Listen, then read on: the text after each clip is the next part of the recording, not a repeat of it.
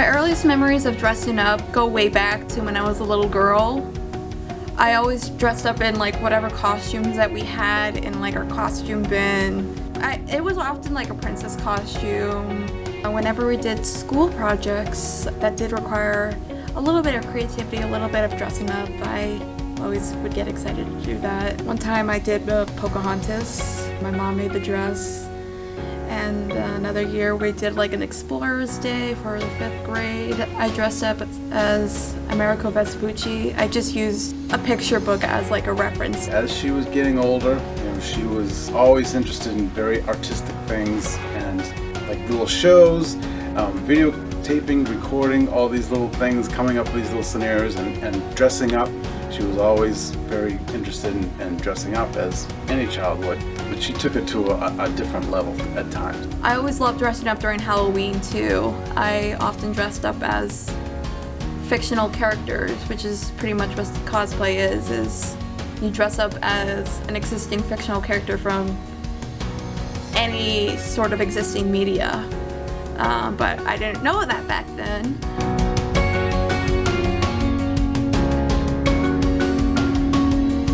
I started discovering cosplay when I first discovered comic conventions and people dressing up, and I was like, oh, maybe I can do that too. The idea of them just kind of making their costumes felt a little intimidating at first, but I kind of gotten the hang of it.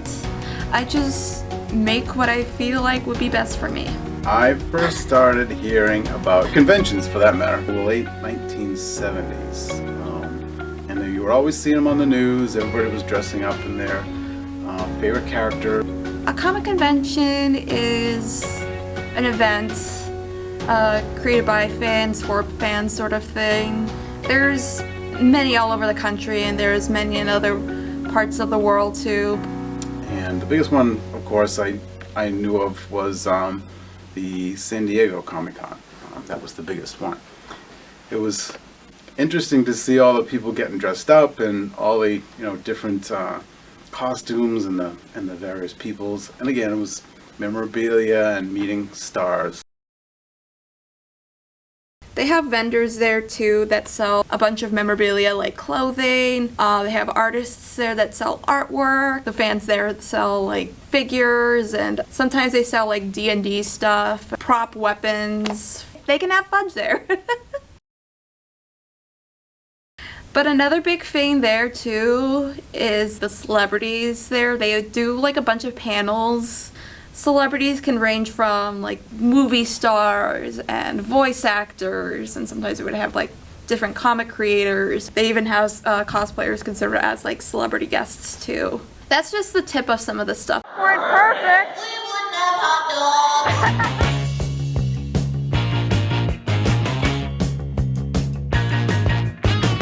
Another cosplay-related event that you can do is go to a Rocky Horror Picture Show movie screening, where you can dress up, yell at the screen, do all that nonsense.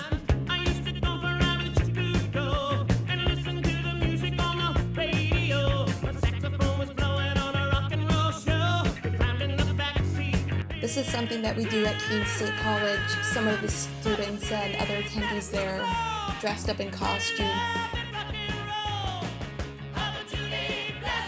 Some of them were dressed up as characters from the movie.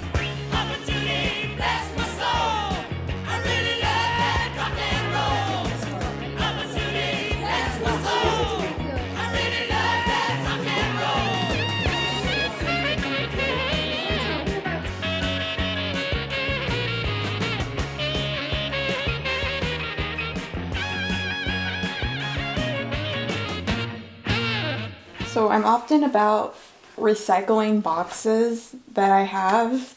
This is actually from a figure that I ordered that took longer than it should have to come here, and I just decided to use it to put in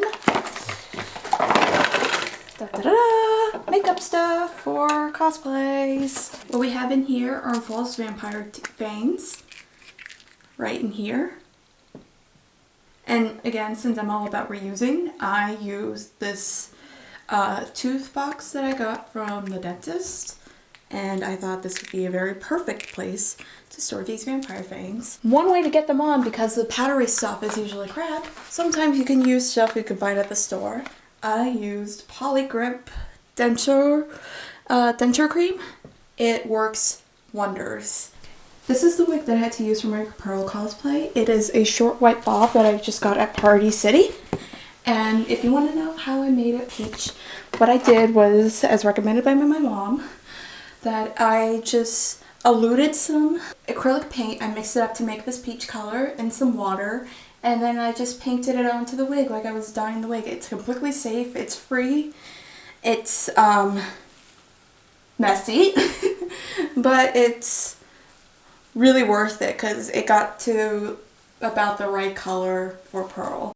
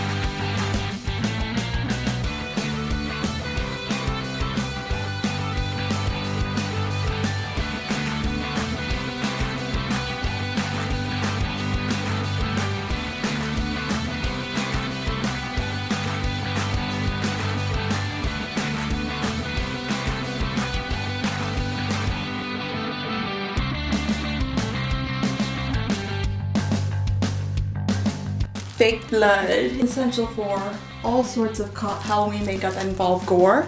I use this for the nosebleed in my 11 cosplay, and it's very simple to put on.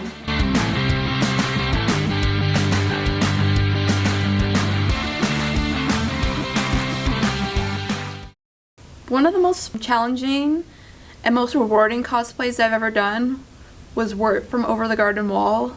And I got to do that for Fan Expo Boston 2019. Throughout the time where I was like, okay, I should start thinking about what to do for a cosplay, Wirt was the only character that came to mind. And by the time I finished Manchester Community College, my second year there, I was like, okay, I guess I'm gonna do Wirt because that was the only one that came into mind. I usually don't sew articles of clothing, but that's exactly what I had to do. I had to sew his cape and hat. And the hat took me like about 3 hours to do. I used felt because that's a stiffer material and it helps, it doesn't like flop over or anything.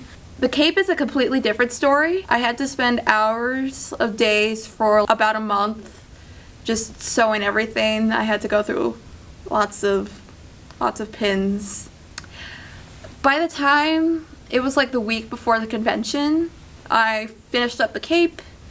All I had to do was just sew on the buttons and chains, and I did that Friday night, which was the day before I went out to Boston, and I received so many compliments for that. It was like, hey, I like your costume. Oh, Wirt. And it just felt so rewarding, and I felt a lot of pride in what I did.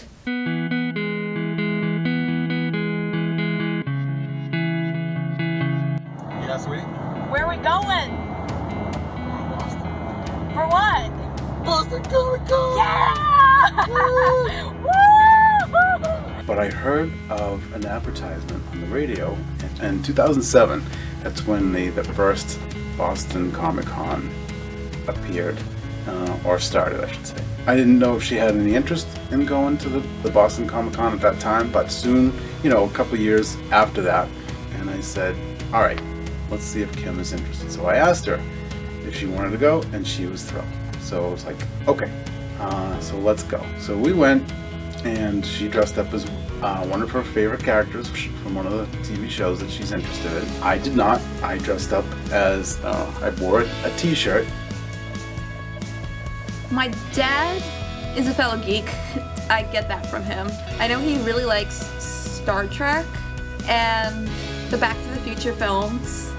So he usually goes to these conventions with me. I just feel like this is just one of those times for us to just have a day to ourselves to just have fun and connect and enjoy ourselves too. It's been a fabulous experience. You know, you go there to the convention and you see all the different costumes and what people put into them, and including Kim, all the time and effort that goes into making the costume, and it's just amazing.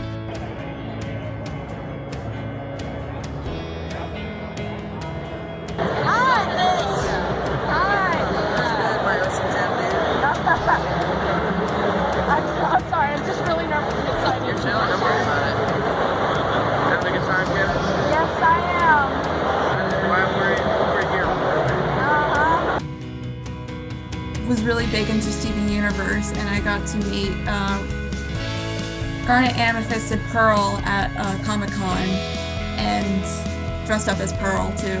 And I remember the first thing that Pearl's voice actress said to me was, "Can I take your picture?" I know, it's so nice when the voice actors get involved, because it's as magical for them meeting people dressed as their character as it is for us meeting the voice actor of the character we're dressed as. Yes.